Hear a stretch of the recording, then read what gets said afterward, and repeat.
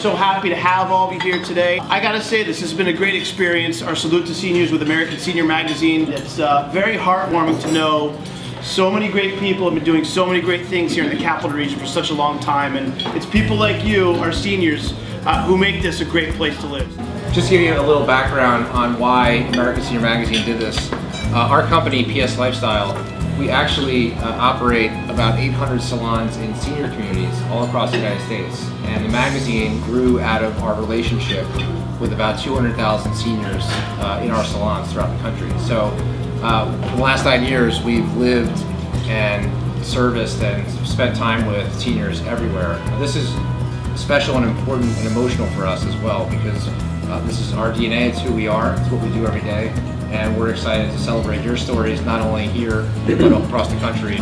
Hey, good afternoon. I'm GNA Afternoon host Matty Jeff here at our Salute to Seniors Luncheon with American Senior Magazine. For the last 12 weeks or so, we've been honoring a different senior on the air every week and highlighting the great things they have done to give back to the communities here in the Capital Region. And right now I'm joined by another one of our honorees. We have Amy Forbert with us from Saratoga Springs, correct? Right. And you were nominated by Suzanne, who is your daughter? Yes.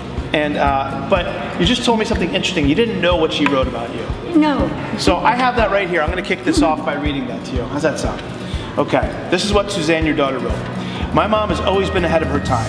In a time where women were not all educated or building careers, she won a Fulbright scholarship with her near-perfect grades and studied in Europe and went on to be an editor for Women's Day magazine and HBO.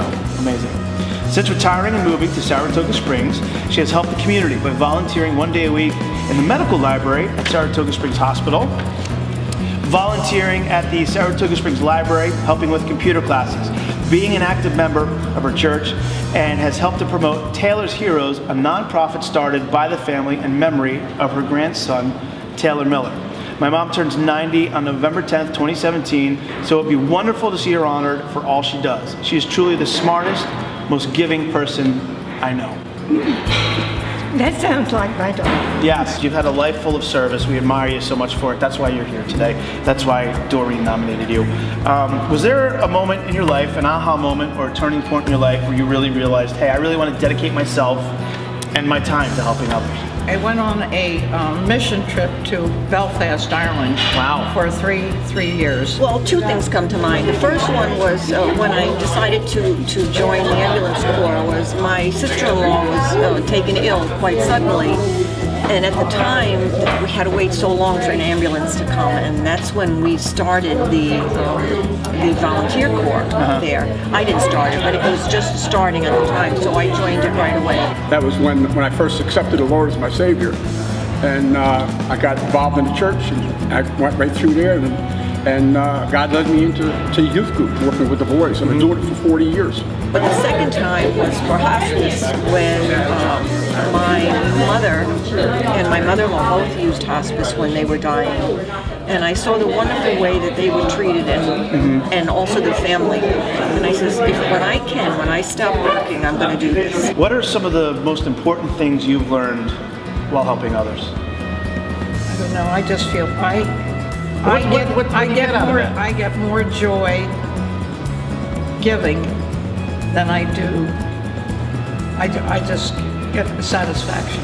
It brings you happiness, helping others. I've learned that people are just wonderful, really wonderful. Now let me ask you this, you've been helping others for so long, and we appreciate it, making our way of life here in the Capital Region amazing.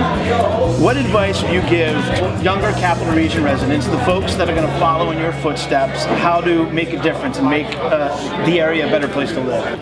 Find something that interests you and that you can do that you could help others with. And not only you help them, but it makes you feel so good. Look around and see where there's a need, and if it's something you can fill, jump in. Even children should learn to give.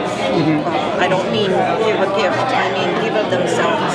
Give time. Time, even thank you when people don't expect it, or can I help you with your bag? And there's so many places out there where they have a need, and I hear retired people say, I'm bored. How can you be bored when there is such a need out there for all kinds of schools, there's all types of volunteer work that you can do. You can find a slot that you would be good at. So don't be bored. Just to give of themselves, because the more they give, the more they're going to receive. Love. You've got to love. Learn to love. I love everybody in my community. I know them all too.